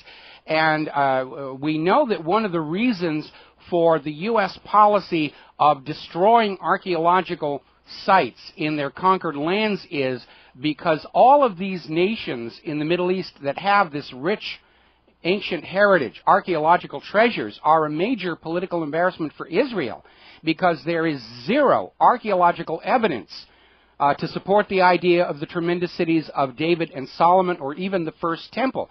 The two archaeological artifacts that were shown to the world to prove the First Temple really did exist turned out to be fakes. That was that pomegranate, the temple staff ornament, and the Jehoash tablet. They turned out to be complete frauds. And so when you go over to places like Egypt, where you can't walk 3 steps without tripping over the remnants of the pharaonic empires, and they think they've still only found 1/3 of what's there to be found, it's always pointing out, well, if all of these things really happened in ancient Israel to justify, this is their land and their heritage, where's the archaeological evidence? And they can't find it. And they've been caught lying and rigging and faking. I'll give you a good example, of course, is Masada. We've all heard this story about how this Jewish colony on Masada fought to the death against the evil Roman Empire, and it's part of the Israelite as hero mythology. But in point of fact, the graves that were discovered on Masada contained pig bones, which is something that Jewish burial customs would absolutely not allow, but it was very common for Romans to be buried with animals or food, including from pigs, for the use in the afterlife. So, again, they've taken something that is in archaeology, and they spin it to support the claim that this has always been our land. And science is catching up with these hoax. Science has caught up with much of the claims coming out of that whole World War II situation. Remember that we were being told they were making soap out of Jewish prisoners, and it turned out the soap didn't really have a lot of fat, and the fat came from pigs. The claims about lampshades made from human skin turned out they were made out of goat skin. Ground-penetrating radar shows there are no mass graves at Treblinka. The soil is undisturbed since the last ice age. And they're scrambling because this carefully crafted illusion that Israel has perpetrated on the world for decades now is starting to come apart, and people are tired of hearing about it, and they're tuning out. Is basically what's going on. Right. I'm very tired of hearing about it, Mike. But I was wondering if you knew anything about that. And pardon my pronunciation, but Globoki Tepe. It's in yeah. Isn't that amazing? They still don't really know who did it. 12,000 years old. And the artwork on it is very sophisticated. It's obviously not a new effort. It represents an artifact of an unknown culture that was really quite sophisticated. And it underscores what I was saying before. We've only gone back, 12,000 years. Who knows what was on the globe before that last ice age that the glaciers completely erased from the planet? I mean, humans, as we are today, have been on the planet for 500,000 years, and we don't know what happened before that last ice age, what cultures may have existed. In fact, if you think about it very seriously, when the next ice age hits, and it will, how much of our present society, culture, will survive in a form that will be recognized by future scientists? And the answer is not a whole heck of a lot. During the last great ice age, the ice sheets reached all the way down to the Gulf of Mexico. The entire United States was scrubbed off clean. Everything that was there was ground into dust. And so it is a kind of a fun speculation.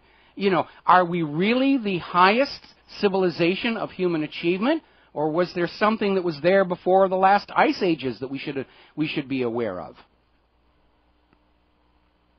Okay?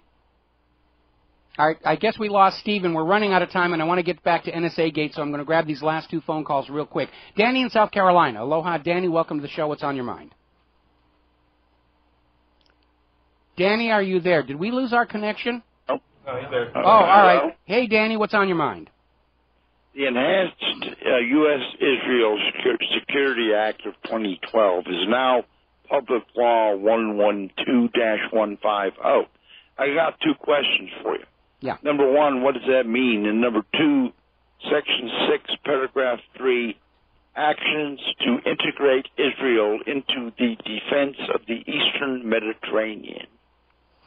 What does that mean? Well, basically what that means is Israel now actually has direct control over U.S. weapons systems in the Eastern Mediterranean area. In other words, if the U.S. has missile cruisers in the Eastern Mediterranean, Israel can actually issue directly an order to employ the ordnance on those vessels. It's sort of an expansion of the Aegis CEC system, the one that accidentally shot down TWA 800 off Long Island some years back. And the idea was that every single military asset is linked together electronically through communication satellites, through laser communication, and the idea is that the Aegis battle management computers can employ any ordnance on any platform to hit the target. And by simply allowing Israel to have one of those terminals, they can say, oh, we're being attacked from here, and they can literally push a button and have America's weapons paid for by Americans deployed against their enemies. It is a very dangerous situation to hand the keys to our arsenal to Israel with its history of belligerence and warmongering. And we passed this law. The Congress passed this law. I had nothing to say about it, and I certainly would have voted against it. Thank you, Mike. All right. Chris in Missouri, and then we're going to close the phone lines while I talk about NSA. Chris, what's on your mind? Hey, Mike. Good show as usual. Hey, I wanted to call in. You mentioned this Eli Valley cartoon about Stephen Hawking again. Yeah. And I emailed you a couple weeks ago with a copy of the cartoon. You keep kind of bringing it up as if like this guy is making fun of Stephen Hawking. He's making fun of the Israelis and the Jews that are ripping on Hawking. You're right. I had that in the wrong context. You're right. They're poking fun at all that caterwauling. But Stephen Hawking, by showing the amount of courage that he did, and it's not like he needs to be any more famous than he is right now. The lengths that which his critics are going to attack him really have flashed back on themselves. So you're right about that. The context of the cartoon is it's making fun of Stephen's critics, not Stephen's himself. Chris, I got to let you go. We're running. Even when you go down to the bottom, it says Jews invented the will. Hate Jews, don't use wills. I mean, Eli Valley's always been very critical of Orthodox and Super Zionism. Yeah, but, a lot of people actually bought into that, and which is why I made that comment. Got to let you go. We've only got 15 minutes left, plus we've got a commercial break. I want to get back to NSA Gate. And just in case, for those of you who tuned in a little late to the show and you're not watching the corporate media, because even the corporate media is having to deal with this one now. This is the latest scandal. It turns out that the United States government has been copying all of your telephone records back to 2006. Now, the current story is this was Verizon, was ordered by the U.S. government to turn over all of your phone data for a 3-month period to the NSA's new data storage center out there in Utah. Then it came out that this was merely a renewal of an ongoing process that goes back to 2006, and we're already getting hints in the British press that it wasn't just Verizon. It was everybody. The U.S. government spies on you, your phone calls. Now, the government is out there trying to say, well, we're not listening to the actual phone calls themselves, so you shouldn't really be getting upset that we're saving all of your phone data and your locations and who you're talking to in our giant database. But as I pointed out earlier in the show, What happens if you dial a wrong number and you accidentally reach somebody on a terrorism watch list? Or somebody on a terrorism watch list just decides to have fun and starts dialing numbers at random and they connect with you? It makes the entire database completely invalid unless they are actually keeping a recording of the call itself. And I'm not willing to take the government's word. They're not storing the phone call itself along with all that other data. Nobody should take the government's word about anything at this point, especially after that whopper about Saddam's weapons of mass destruction. And don't forget, up until this revelation, the government has been insisting they're not keeping phone records on Americans, that the Foreign Intelligence Service Act only allowed them to track phone calls of foreigners. And now we find out it is everybody. So they lied about the whole system since 2006. Why would anybody take their assurances they're not recording the phone calls themselves? And you should be furious about this. This whole idea about if you've got nothing to hide, you've got nothing to worry about is nonsense. Go back and study the scandal for the Seattle Asia-Pacific Economic Conference that took place during the Clinton years, where U.S. intelligence agencies were caught stealing corporate secrets from conference attendees to give to Clinton's political cronies, to give them an advantage in negotiations. If you're an inventor in your backyard and you're working on a new invention and you're keeping your records in your computer, do you want the NSA to be able to come in, grab that invention and give it to somebody's nephew so they can beat you to the market? Or if you're going to introduce a new product in 2 weeks, the NSA or FBI people, and this has actually happened. The FBI agents have been caught insider trading, learning about a new product from this intercepted private communication, running off of the stock market to buy stock in your company to make money on your work. We can't trust the government with your data. And, a lot of people send very suggestive, romantic, sexual messages to their significant others. They'll trade pictures if they're separated on business travel. Do you want some dirty old pervert over at NSA or the FBI looking at the messages you send to your wife or girlfriend or boyfriend or husband? We have a legitimate right to privacy. It's called the Fourth Amendment, and that is why you should be furious. The federal government has been caught flat out ignoring and defying the Constitution. That Constitution is the contract with America. It is the rules under which we, the people, allow the government to manage this nation for the benefit of the nation and the people. And if the government doesn't want to obey the rules, the only legitimate option for them is immediate resignation. And this is DOJ Gate, IRS Gate, Benghazi Gate. This is the biggest one of all, maybe rivaling Benghazi Gate. If what happened in Benghazi is what I think happened there, that's a huge scandal that delegitimizes the whole government. So does NSA Gate. Back in the 60s, when the FBI's COINTELPRO program was outed, where they were spying on innocent Americans without warrants, that came close to delegitimizing the entire government. This is far worse. Back after these commercials. And aloha, America. Welcome back to the show. And I want to issue a piece of advice to everybody listening to this program right now, and that is to be aware that when government is beset by scandals, they will try and put the lesser scandal out there for you to pay attention to, so you're not paying attention to the bigger scandal. We saw that back during the Whitewater scandal, when we were all being shown Monica Lewinsky and stained blue dress, and, that was the little sexual titillation there, so that they were distracting us all from the far larger scandal of government-sanctioned drug running as part of the Iran-Contra operation. They didn't want you paying attention to that. Didn't want you to find out about how the SNL bailout was being used to launder some of that drug money so it could go into political campaigns. And we're seeing the same thing again with the IRS scandal, where all of a sudden the corporate media, the focus is now on this lavish spending on parties and silly videos by the IRS. And yes, it's a scandal, but they're trying to take the focus off the big question.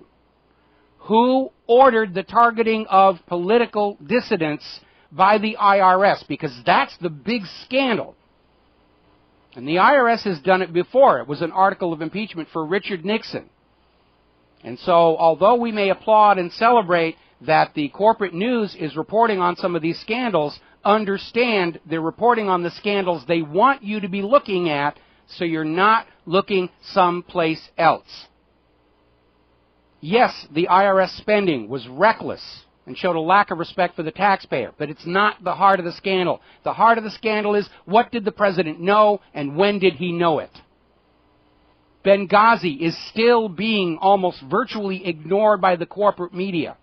Was it a staged October surprise? If it was, that's going to delegitimize the whole government. And now, of course, we have NSA Gate, which is a big, big news story because the British media broke it, not the American media. The British media blew this wide open. And the American corporate media is trying to play catch-up. And we've got people like Dianne Feinstein out there saying, oh, it's no big deal, you shouldn't be worried. Lindsey Graham is out there saying, oh, this is a good thing. I'm glad the NSA is monitoring my phone calls, so I know I'm not talking to a terrorist. Lindsey, didn't you know that when you picked up the phone and dialed the number? But it's time to start looking at the sum total of all the gates. It's time to look at the scale of Floodgate itself and understand what it reveals about the U.S. federal government as a whole and how little respect they have for the Constitution on which rests their entire authority. If they're not abiding by that Constitution, they are already illegitimate. If they're not abiding by that Constitution, they are an illegal government. And we, the people, are neither legally nor morally obligated to obey that government, pay its bills, and certainly not sacrifice the lives of our children in these pointless, constant wars of conquest to prop up the Federal Reserve note across the globe. If you've never been angry before, you should be angry now. There's the music. It's time for us to get on out of here and accomplish something useful with the rest of our day. We'll be back here tomorrow on the Republic Broadcasting Network. Our RBN fundraiser is still going on. Please do all that you can do to help. Until tomorrow, stay safe, stay skeptical, stay informed, make good choices, get angry, share what you know with who you know, and aloha, America.